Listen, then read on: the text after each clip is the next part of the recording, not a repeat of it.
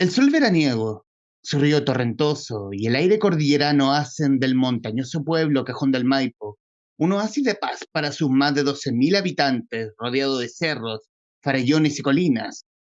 Miles de turistas transitan los fines de semana por su carretera hacia este monumento de la naturaleza, con termas, parques y riachuelos en sus 23 comarcas al sur oriente de Santiago.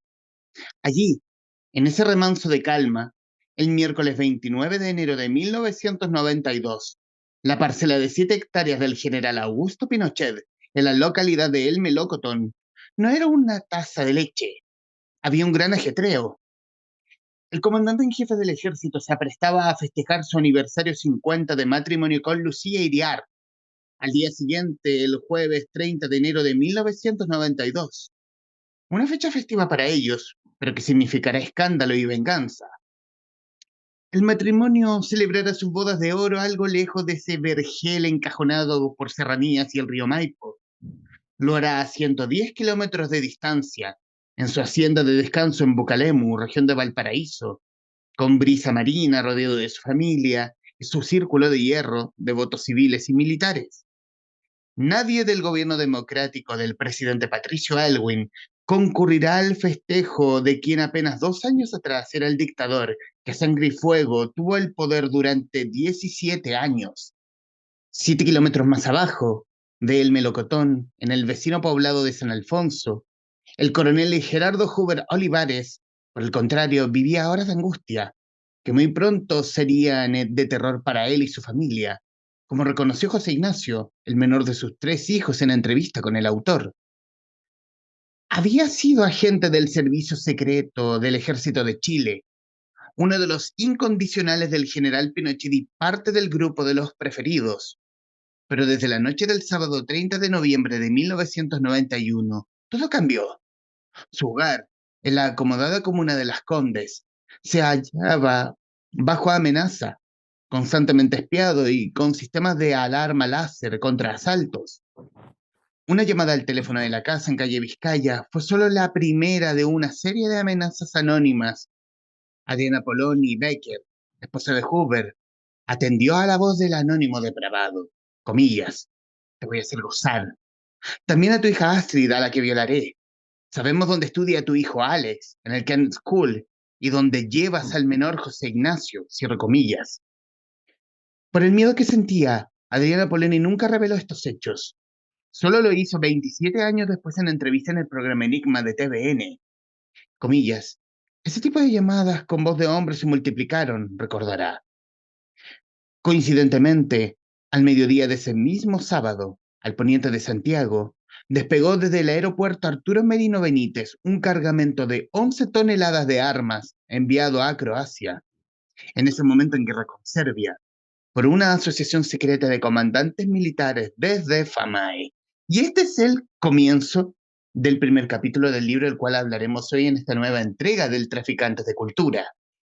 Un libro que podría decir el mejor thriller del año, pero lo mejor o peor, depende del punto de vista, es que este thriller es una investigación periodística y una de muy largo aliento y una muy interesante. Hoy hablaremos con el periodista Benedicto Castillo, autor de Sicarios de Pinochet, la crónica secreta de un complot, libro editado por el Fondo de Cultura Económica y que muy amablemente ha hecho conexión con este podcast. Benedicto, muchísimas gracias por su tiempo para con este podcast. Mucho gusto, Humberto, poder compartir con tu audiencia estas historias, ¿no?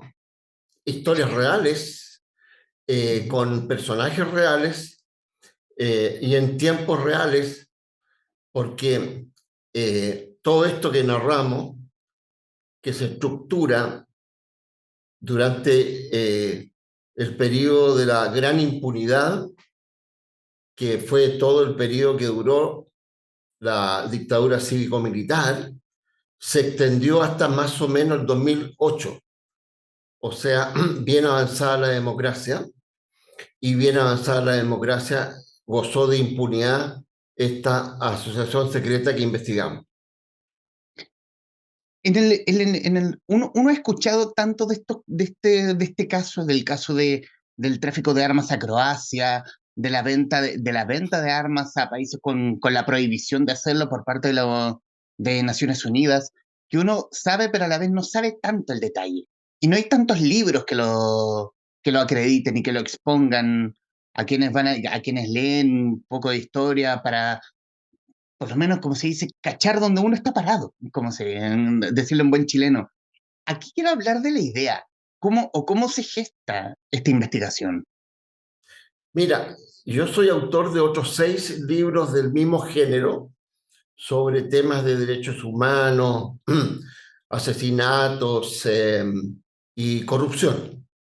Este trabajo, el principal tema es la corrupción militar que se basa eh, fundamentalmente en la compra y venta de armas. Ese fue el negocio principal de el general Pinochet, su familia y el Círculo de Hierro formado por un grupo de generales. Y ellos convirtieron a FAMAE en la plataforma de negocios más importante de su estrategia de enriquecimiento. Bueno, hubo otras áreas también, hubo otras aristas, como por ejemplo el tráfico de drogas, que también fue una importante arista que constituye una fuente de enormes flujos de millones de dólares, respecto a lo cual no hay cálculos, pero hay algunas aproximaciones. Entonces, en estos libros, en esta línea histórica de tiempo, a mí me empezaron a aparecer varios asesinatos de agentes de inteligencia, también de algunos civiles, pero había un patrón común. Bueno, y investigando me encontré con ese patrón que configuraba una organización secreta que la había formado Jean Pinochet con el grupo chico, este Círculo de Hierro, y había consistido en matar a militares, particularmente agentes de inteligencia y algunos civiles, que pusieron en riesgo esta asociación ilícita.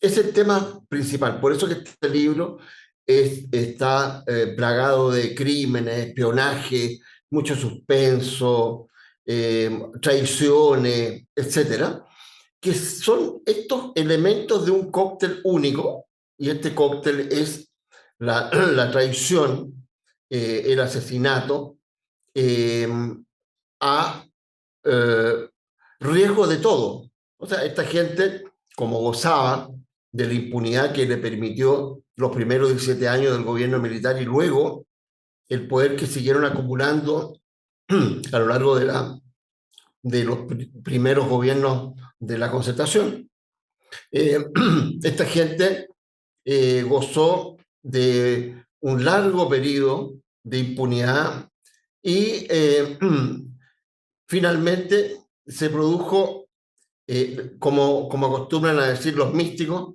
se produjo la luz, esta luz que fue la conjunción de una buena justicia, que hoy por hoy cuesta mucho encontrar, está muy en cuestión la justicia, con una policía que se zafó de los amarres de la corrupción, del cohecho, del soborno, y se logró desarticular la organización y se logró condenar. Entonces, en este libro relatamos todos estos hechos, cómo se hizo la investigación por parte de 3 ministros del Poder Judicial, 3 ministros muy honrados, muy probos, que no tienen nada que ver con estos jueces que hoy por hoy están sentados en el banquillo de los acusados, y se llega a una investigación muy extraordinaria, sensacional, que está relatada con mucho detalle en el libro, y que finalmente logra desarticular esta asociación secreta. Lo que no se logra eh, es que todos los personajes que están en estas historias macabras no pudieron ser condenados, básicamente porque esta impunidad de la que gozaron hasta el año 2008 les permitió zafar. Ese es más o menos el núcleo central. Ahora, estas historias de tráfico de armas son muchísimas historias, pero están concentradas fundamentalmente, Humberto, en la capacidad que tuvo este grupo de transformar FAMAE en una plataforma de negocio. Hicieron muchísimos negocios, muchísimos. Uno de ellos fue el peor, porque fue el que constituyó el mayor error de la agrupación esta y que permitió que fueran desarticulados, descubiertos, identificados todos. Muchos de ellos incluso se les llegó a determinar la fortuna que acumularon, pero al jefe no se le logró calcular los montos que había logrado ganar, porque en este país la impunidad cruza todo el aparato del Estado, digamos. Entonces, logramos saber algunas cosas muy puntuales, algunos montos de coimas, solo por darte un dato, Humberto. Cuando el general Pinochet cayó detenido en Londres, el año 96, perdón, el 98, el año 98 cayó detenido en Londres. Él quería ir a Londres con su comitiva. Algunos decían, disfrazando el objetivo central del viaje, que se iba a hacer una operación. Eso fue una mentira. Eso fue una excusa, porque lo que iba a hacer efectivamente Pinochet era ir personalmente a cobrar una coima muy jugosa que le entregaba la British Aerospatial Británica, la BAE, que le depositaba cada cierto tiempo un dinero desde una cuenta armada estrictamente para la corrupción que tenían los ingleses y en particular para entregársela a Pinochet. Alrededor de 2 millones de dólares fue esa coima y él la recibió personalmente. Bueno, ahí la historia quiso que, junto con recibir la coima, que lo supimos después de, cayera detenido en las manos de Scotland Yard. Pero posteriormente, uno de los mercanchifles que usaron estas personas para comprar y vender material de guerra fue investigado posteriormente, que fue un traficante que se llamó, eh, me acuerdo enseguida el nombre, Karel Hosnik. Este Karel Hosnik, que ya está fallecido hace unos 8 años, en una de sus cuentas se le encontraron 100 millones de dólares. 100 millones de dólares. Entonces imaginemos, Humberto, cuánto habrá ganado el jefe del grupo, digamos. Es enorme la cantidad, no es posible, digamos, siquiera hacer una aproximación. Ya lo que dice en este comienzo es fascinante y choqueante respecto de la impunidad, como que usted lo menciona. Y también decir que este año, por lo menos con otros entrevistados, hemos hablado mucho de impunidad y de esa relajo que tenía el aparato secreto de la dictadura respecto de todas sus fechorías. Alguna vez lo hablé con oh, también se me fue. Alan McPherson, respecto del caso de Orlando Letelier y sobre todo, más que el caso propiamente tal, eh, cómo fueron capaces de ir a ponerle una bomba a los mismos gringos, en su casa, en su patio, que tuvieron esa, no nos no nos va a pasar nada, pero Estados Unidos tampoco se los dejó pasar. Y hablar, y tomando lo que usted menciona respecto de la visita de Pinochet a Londres antes de su arresto por Scotland Yard, ¿no hubo ese miedo por parte de este grupo secreto de decir que en algún momento cae Pinochet y podemos caer todos, en el fondo? Fíjate que yo creo que no, porque el mismo viaje que hace él lo hace desafiando, tal como desafió a Naciones Unidas cuando le venden el armamento a los croatas que llegan a Chile, y llegan porque tenían un contacto muy importante con el coronel Gerardo Hoover, que había sido un vínculo que habían tenido en Buenos Aires, años atrás, cuando Hoover cumplió una misión secreta en Buenos Aires, particularmente en torno al seguimiento al comandante Carlos Prat y su mujer, que posteriormente fue asesinado mediante una bomba que explotó en su automóvil. Los croatas llegaron directamente a conversar con el coronel Hoover y ahí lograron hacer la operación de compra de ese material, que inicialmente lo disfrazaron por un monto de $2.265.000, pero que finalmente el monto definitivo fue de $3 millones del año 1992. Imagínate tú el monto de dinero que está. Pero tú mencionaste el caso Letelier.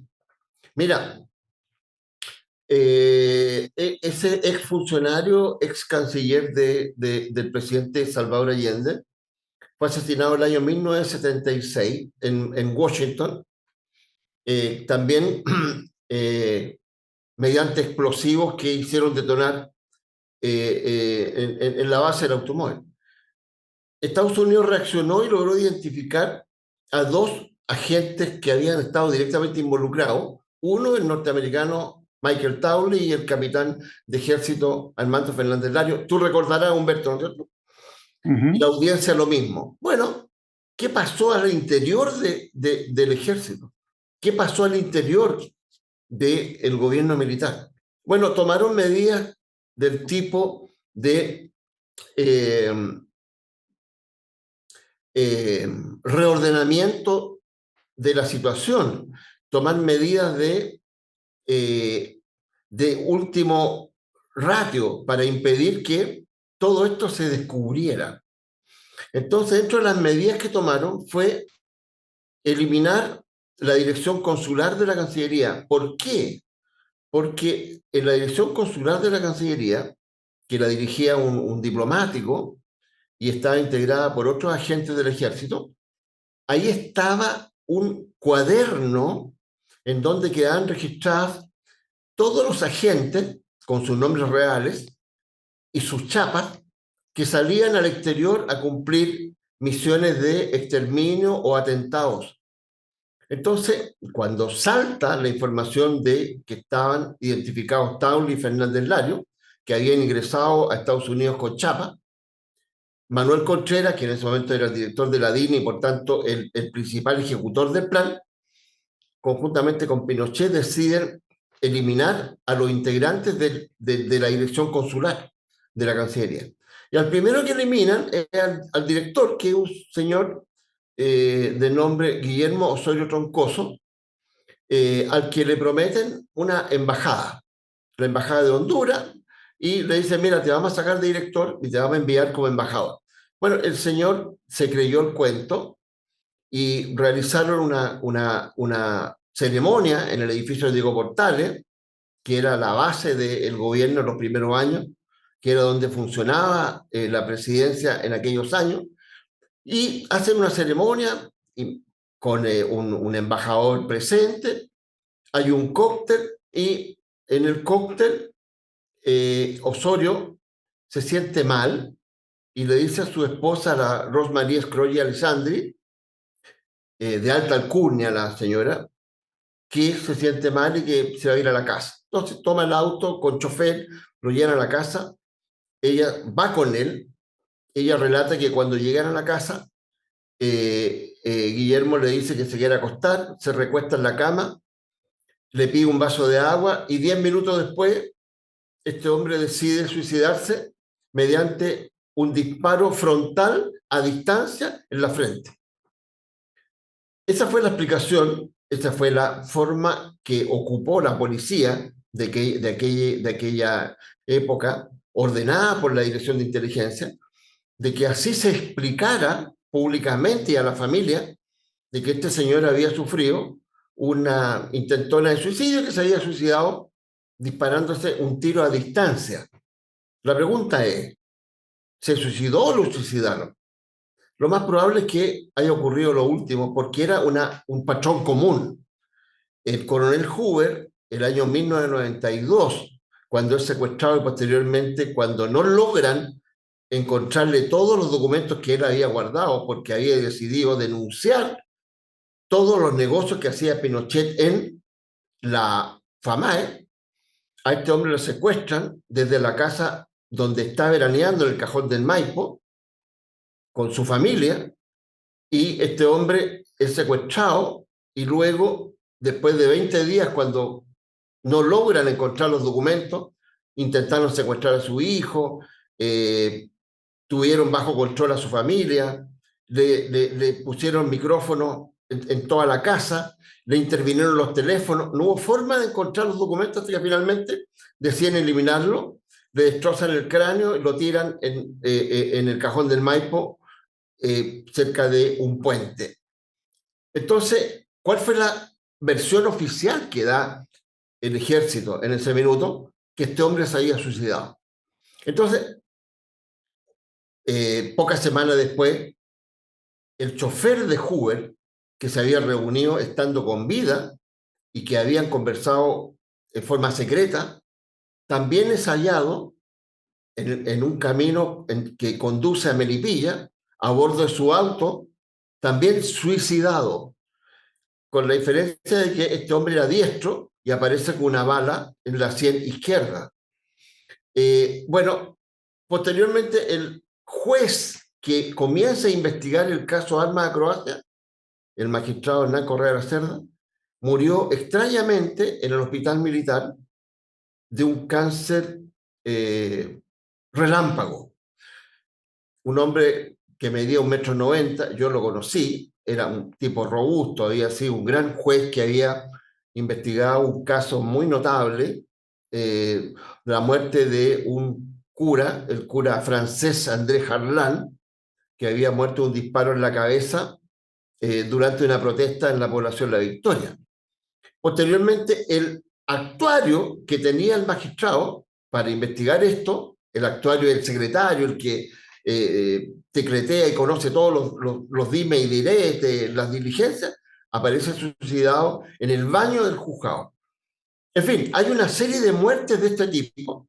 ¿Cuál es el patrón? Suicidio. Suicidio sospechoso, suicidio increíble, que nadie cree, pero que los familiares aceptan, entre comillas, porque están presas del miedo que les significa verse ellos también atacados por estas bandas criminales que operan bajo la más absoluta impunidad. Todo esto está muy relatado en el libro.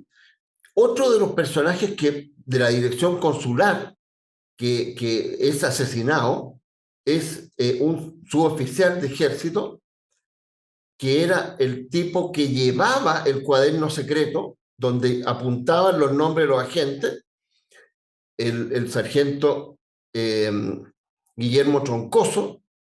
El sargento Guillermo Troncoso intentó asilarse en la Embajada de Venezuela. Él previamente había hablado con la embajada y le aceptaron asilarse.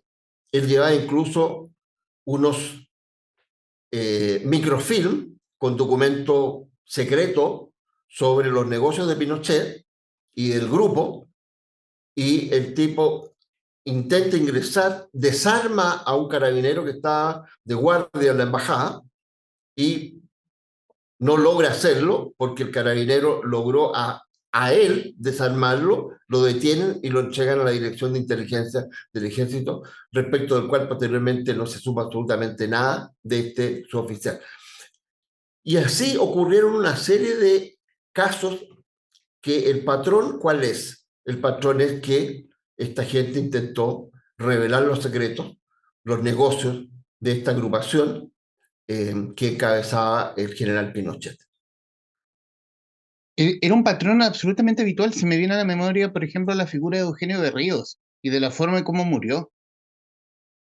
Tal cual, exactamente. Tienes toda la razón. Ese tema también es relevante porque Berrío es un agente que era un loquillo en sociedad, era un vicioso que, como era químico, se había graduado en la Universidad de Concepción, había aprendido a fabricar sucedáneos de la cocaína. Entonces este hombre se paseaba por los bares más lujosos de Santiago, con amigos. Él tenía mucha afinidad con agentes que habían trabajado eh, políticamente contra el gobierno del presidente Salvador Allende en la organización de extrema derecha Patria y Libertad.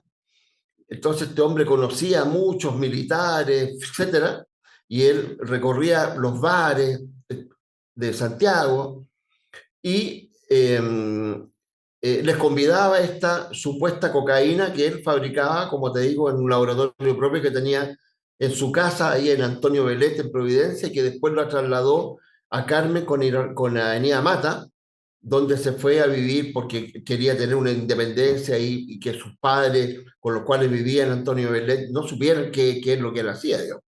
Bueno, y este hombre posteriormente se vincula con la DINA, y participa conjuntamente con el agente Michael Townley, este que participa en el asesinato de Orlando Letelier, en la fabricación de un gas venenoso que pretendían usarlo en la eventualidad de la guerra con Argentina, pero que posteriormente los militares lo usaron para eliminar a los adversarios ideológicos del régimen. Y entonces este hombre tenía una situación especial porque trabajaba en el complejo químico industrial de Talagante, donde estuvo como jefe el coronel Gerardo Hoover. Y Hoover, posteriormente, después de haber cumplido labores ahí, lo envía a Pinochet a cargo de compras y ventas de armamento en la dirección de logística. Y es ahí donde Hoover sufre una especie de crisis existencial y decide erróneamente firmar su condena de muerte. ¿Por qué? Porque un día estando en el hospital militar, donde él había ido a atenderse, se encuentra con el general Pinochet en el quinto piso y decide ahí pedirle una audiencia privada. Y le dice: mi comandante, quiero contarle a usted que he descubierto en FAMAE una serie de irregularidades, negocios sucios, y yo quiero que usted me autorice para que podamos eliminar esto. Pinochet, que obviamente era el dueño del negocio, le dice: pero Hoover, tú estás loco, tienes que ponerte en manos de un psiquiatra. ¿De dónde inventas tú esta historia? Esto es un invento tuyo. Mira, ándate de inmediato a un psiquiatra. Media vuelta y lo deja ahí. Entonces, claro, Hoover se dio cuenta al tiro que había firmado su condena de muerte, y eso significaba que también estaba en peligro la vida de su familia, digamos.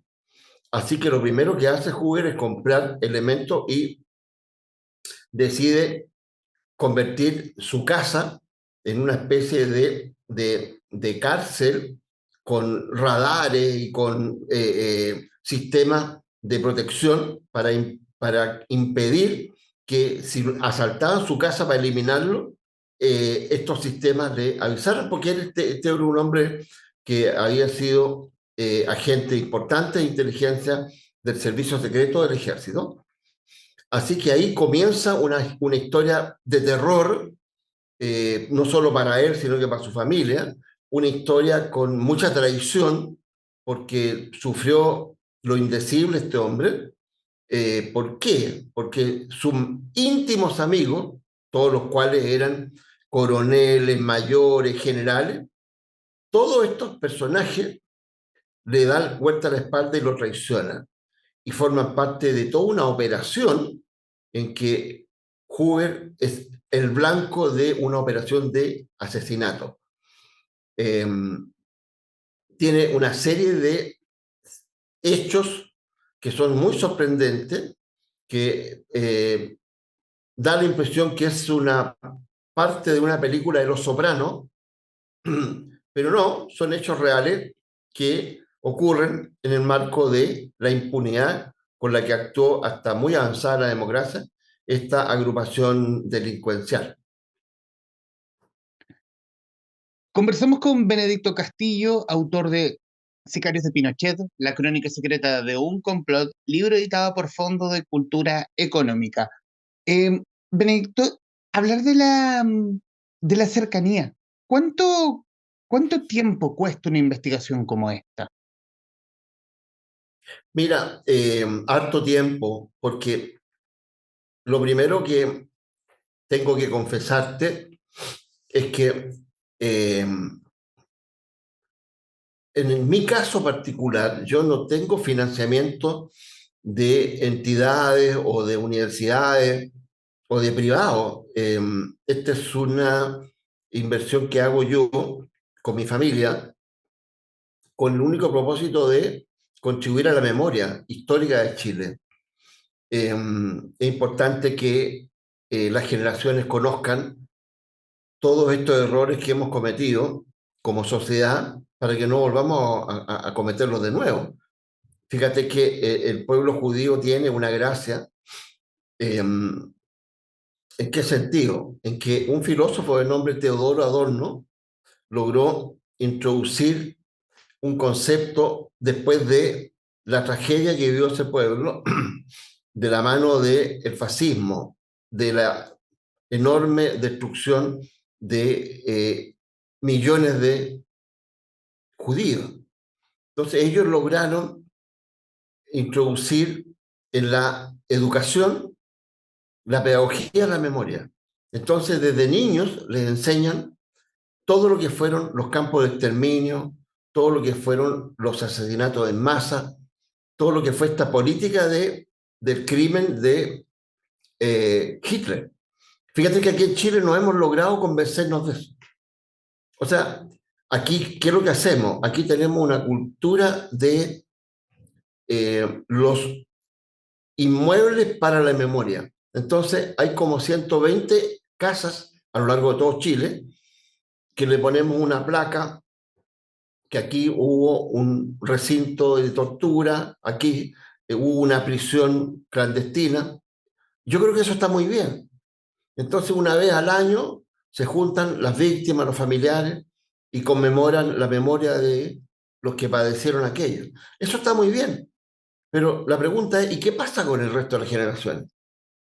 ¿Qué pasa con los jóvenes nuestros que desconocen estas historias que hemos estado conversando contigo, Humberto? Y te vuelvo a agradecer la oportunidad de poder relatar esto a tu audiencia, que yo sé que es mucha.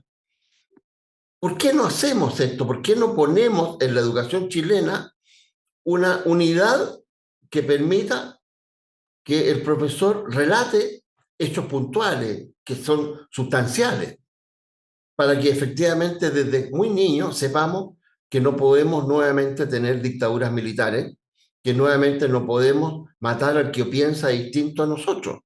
No podemos, que tenemos que respetarnos, respetar al que piensa distinto, valorar eso.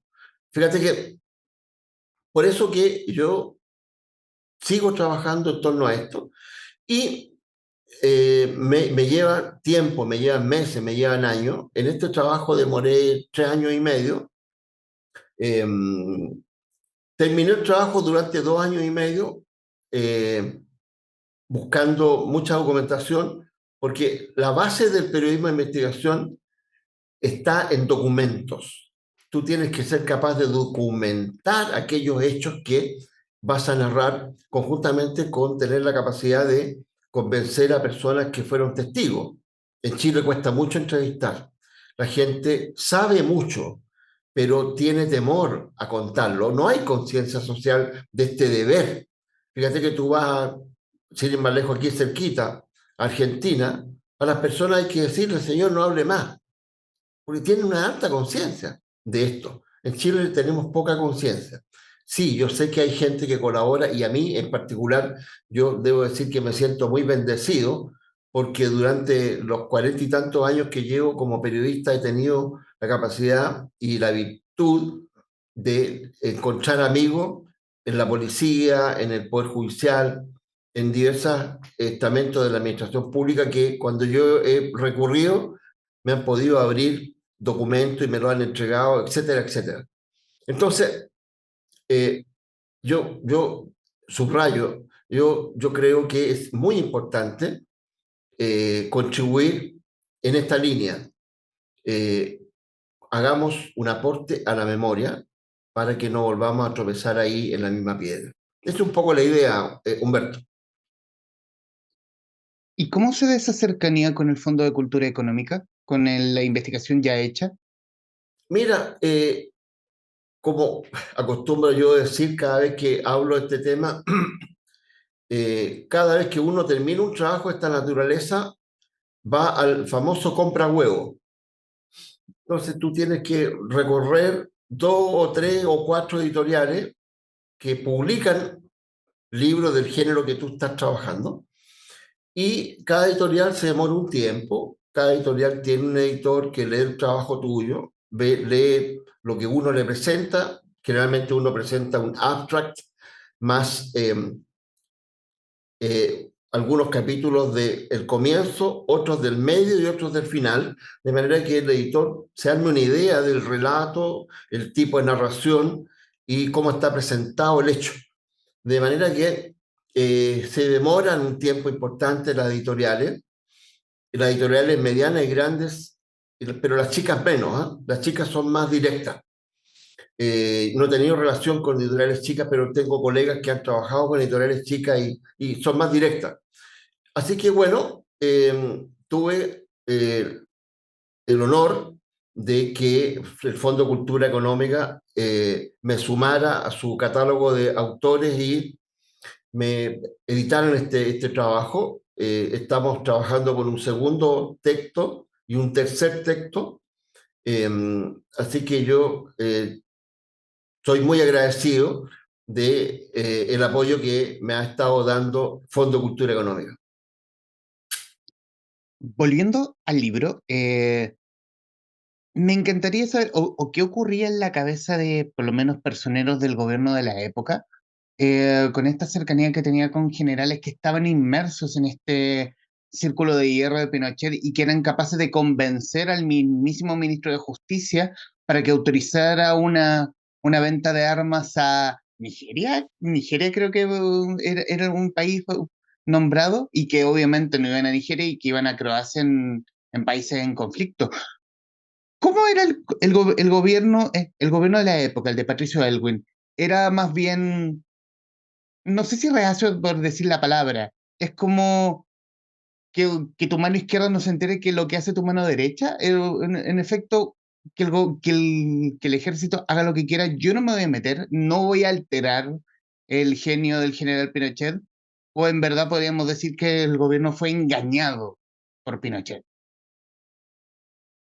Fíjate que, como se acostumbra a decir todas las anteriores, yo creo que la ingenuidad tuvo un buen maridaje con un grado de permisividad, eh, porque la capacidad que tuvo el dictador de mantener su influencia una vez que perdió el plebiscito del 88 y tuvo que aceptar que en Chile volviera la democracia y que las autoridades fueran electas y que volviéramos a tener libertad de expresión y etcétera, él mantuvo un poder importante. Acuérdate que se lograron mantener enclaves sustanciales en la Constitución, incluso horas antes de dejar el poder, dejaron establecido una ley que impedía remover a los funcionarios que él había contratado en la administración pública. Segundo, lograron dejar incólume todas las medidas que tomaron para saquear el aparato del Estado. Acuérdate que le entregaron importantes empresas estratégicas a partidarios del régimen, a personeros que terminaron enriqueciéndose en forma escandalosa. ¿Para qué hablamos del yerno, verdad? ¿Para qué hablamos de personeros importantes que hasta el día de hoy gozan de la riqueza que les permitió la dictadura? Eh, entonces, el año 93, cuando se descubre el famoso caso de los pinos cheques, tú te acordarás, Humberto, y la audiencia también, el general Pinochet sacó a los comandos a la calle. El año 93 sacó a los comandos a la calle. Estábamos con el primer gobierno democrático y con Pinochet ahí como el segundo hombre del aparato del Estado. Entonces, la pregunta la volvemos a hacer como tú lo dijiste. ¿Cómo se producían estas situaciones? ¿Quién controlaba a este señor? Pues nadie. O sea, había un temor, por cierto, de que se volviera a producir una noche de los sables sangrientos, una noche en que nuevamente perdiéramos la libertad y perdiéramos a miles de chilenos atrapados por la odiosidad.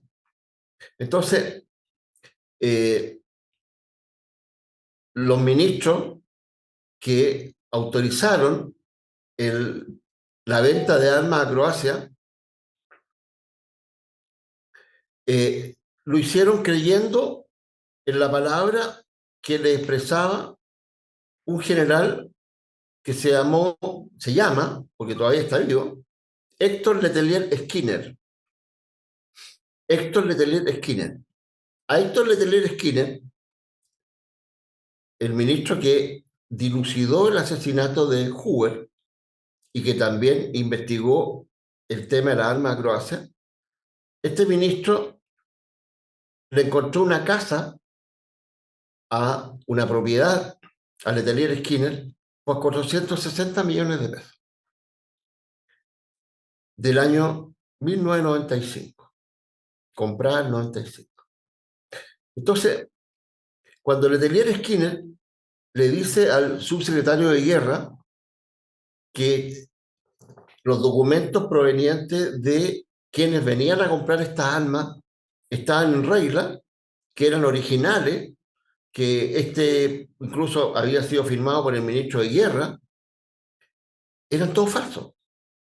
Habían sido falsificados en el departamento de ventas de FAMAE, que lo dirigía un coronel, el coronel Fuenzalía, y que estaba formando parte de la banda que hacía negocios de este tipo. Pero ¿qué pasó? Que el subsecretario de Guerra, dependiente del ministro de Defensa de la época, el señor Roja, ¿te acuerdas, Patricio Roja? Ujú. Le creyeron, no le pusieron en duda nada.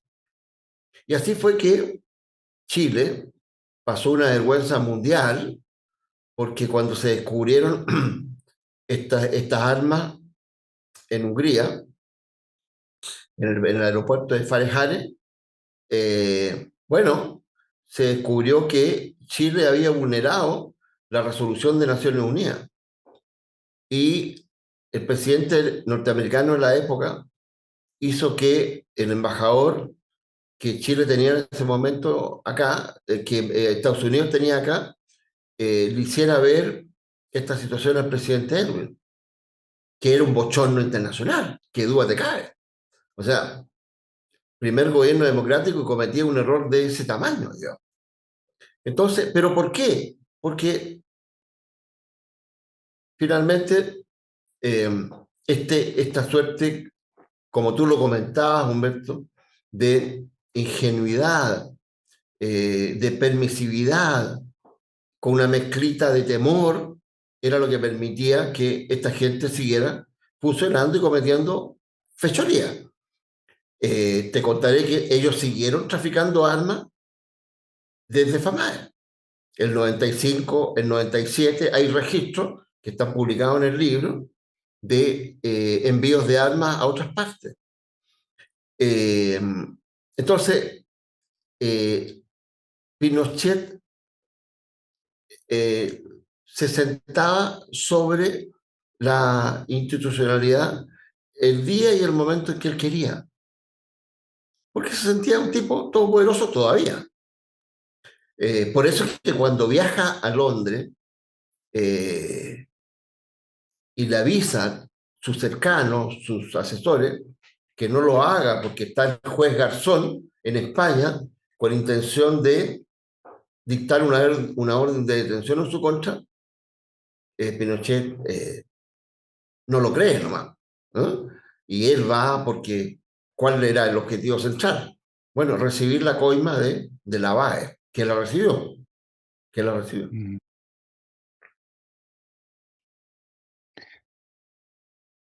¿Cómo se da esta relación de negocios que tenía este círculo de hierro con traficantes de armas, que eran capaces de venir a Chile, pasearse como cualquier hijo de vecino con $500,000 en una maleta? Volviendo al tema que hablamos al principio de esta grabación, al tema de que se paseaban con esa impunidad. ¿Cómo era esa relación de negocios? Mira, el traficante Karel Hosenick tenía su oficina en Moneda, a 20 metros de Morandé, es decir, a 50 metros de la Moneda, del Palacio de la Moneda. Su secretaria tenía un teléfono especial para atender solo las llamadas de Pinochet. Solo las llamadas de Pinochet. Después se instaló otro teléfono, otra línea telefónica, para atender solo las llamadas del comandante jefe de la Fuerza Aérea. Y ahí también atendía las llamadas del almirante de la Armada. Porque este Karel Hosnick hacía negocios con estos personajes principales.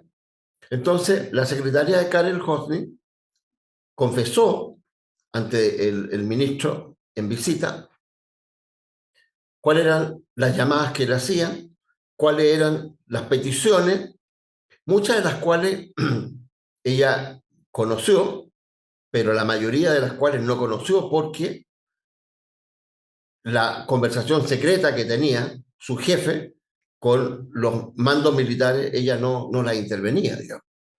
Entonces, ese nivel de contacto, de cercanía, se ha extendido hasta hace poco. Fíjate que este general, Víctor Lizárraga, alias Bitoco, que fue director de inteligencia del ejército hasta que cumplió con la orden de Pinochet de asesinar a el coronel Hoover y a su chofer. Este hombre se dedicó al tráfico de armas. Entonces, como en el interior del ejército seguían cumpliendo labores oficiales que habían estado bajo su mando, este hombre abrió una iniciación de actividades como representante de fábricas de armas. Entonces, el último registro que yo le ubiqué fue del año 2021, 2021, que era representante de una fábrica de armas alemana. 2021. En este minuto, Lizárraga está sufriendo en carne propia un cáncer que lo tiene muy complicado y su familia está muy preocupada. Este hombre tiene un gran departamento muy lujoso en el sector de Manquehue con Cerro Colorado. Ahí mismo, en ese mismo conglomerado de torres, de edificios, tiene 2 departamentos, otro general que fue comandante en jefe del ejército, el general que le gustaban los anillos de los automóviles, ¿te acuerdas? De este Fuente Alba. general, ¿ah? El Fuente general de los Alba. anillos que le decían, ¿no? Eh, y hay otro general más que también tiene un gran departamento ahí. Cada uno de estos departamentos no cuesta menos de 1.000 millones de pesos, porque son enormes, son eh, verdaderas casas, pero bajo fórmula de departamento. Entonces, eh, en este país existe una fórmula muy corrupta de hacer la compra y venta de armas, todavía. ¿Verdad? Si tú eres ejército y tú quieres comprar eh, material rodante para transporte de tropas, ¿por qué necesitas tú a un intermediario? Si tú tienes un director de adquisiciones que tiene el grado de coronel, que perfectamente puede llamar a la industria A, B, C, D y hacer la cotización. Una, dos, tres cotizaciones y llamar a licitación. Pero no, escogen a uno de los miembros, ex miembros del ejército, con grado general, que tiene la capacidad de, por cierto, de mando todavía, y esta gente recibe una comisión por haber logrado juntar oferta con demanda. Mira tú qué sencillo. Entonces, el intermediario, que siempre es un general, o un almirante, o un capitán de navío, siempre se lleva una gorda comisión por haber hecho el contacto entre el vendedor con el comprador. Entonces la pregunta es, ¿por qué tú no eliminas a este intermediario y acabamos de una vez con la corrupción? Es una pregunta que está abierta, que no tiene respuesta, porque todavía sigue este elemento ahí introducido. Este Víctor Lizárraga que te cuento yo, que es un asesino condenado, es un personaje muy especial porque cuando era muy joven, cuando era teniente, incluso es más, cuando era cadete de la escuela militar, era muy amigo de la familia de Hoover. Eran amigos. Él iba a la casa de los padres de Hoover, que estaba en Puente Alto, almorzaba con los papás, a veces se quedaba en la casa. Sus mujeres posteriormente eran amigas, sus hijos eran amigos, muchos de ellos iban a la escuela juntos. La pregunta que uno se hace, ¿cómo es posible que una persona con estas vinculaciones emotivas de la familia militar termine asesinando a este amigo o poniendo en peligro a la familia, a estas personas con las cuales convivió? Entonces tú dices, bueno, ¿cómo es la formación de estos militares? O sea, ellos son capaces de asesinar a su hermano. ¿En función de qué? ¿En función de un negocio? ¿Son capaces de eso? Entonces, este general Lizárraga, después que fue condenado por el caso Hoover, después que fue condenado por otro hecho de importancia criminal, este hombre fue condenado por convencer a un funcionario de Corea, de Corea del Norte, que le vendiera secretos militares para él venderle armamento que él conseguía a un precio fabuloso. Así es que Lizárraga fue declarado culpable y fue condenado a 4 penas, chicas, pero igual condenado a 4 penas, de 541 días, 61 días, etcétera, etcétera. O sea, el modelo del negocio subsiste aún y subsisten las posibilidades de que cuando existe un intermediario, existe un agente que es capaz de convencer a un funcionario público de que traicione para beneficiar a un tercero. Eso es, eso es cohecho. Cuando un funcionario público recibe una oferta de un privado, es soborno. Y todo aquello subsiste porque la institucionalidad actual se lo permite. ¿Te fijas? Entonces, esta es una herencia que viene de antiguo y que no le ponemos atajo, ¿no? Y esto que existe en el ejército, existe en la Armada, existe en la FAS, existe en Carabineros, existe en la Policía de Investigaciones, y nadie le pone atajo. ¿Te das cuenta? Entonces ahí uno se pregunta, oye, ¿por qué hay tanto armamento en las bandas delictuales que operan en los barrios vinculados con el narcotráfico? ¿Por qué hay tanta facilidad que incluso hay bandas criminales delincuenciales comunes que son capaces de andar con armamento de guerra? O sea, estos fusiles con mira telescópica, rayo láser, que son propios del material de guerra que usan nuestros ejércitos, también lo usan los ejércitos de los delincuentes. ¿Cuál es la pregunta? ¿Cuál es la respuesta que tenemos frente a eso? Em, en el tiempo que nos queda, Benedicto, bueno, yo habría seguido conversando con usted, pero ya llevamos largo rato y creo que hemos em, describido quizás lo suficiente como para poder empujarte a ti que nos estás viendo o escuchando, empujarte a que te vayas de cabeza a Sicarios de Pinochet. Es un thriller, tiene el tono de un thriller, pero un thriller que no es ficción y que no es una ficción, y que es historia, y es una historia no tan lejana. Esto es solo principios de los 90, casi 30 años, por decirlo, por si no me fallan los números. Benedicto, quiero darle las gracias por su tiempo para con este podcast, darle las gracias por el libro, porque siempre libros como el suyo son un aporte a la memoria, a discutir, a hablar con la verdad, a, a, di- a demostrarte que los hechos están acá, que no es una invención, que no es cualquier cosa, que no son mentiras, que no son invenciones, que no es nada de eso, que es la historia, y la historia está ahí, disponible para cualquiera que lo desee, para cualquiera que lo quiera leer, hablar, eh, y sobre todo para en tiempos donde estamos cuestionando nuestra democracia. Yo creo que esto es un tremendo aporte, porque es lo único que tenemos. Y ante eso tenemos que, ante todo con la verdad y con la memoria, construir y defenderla.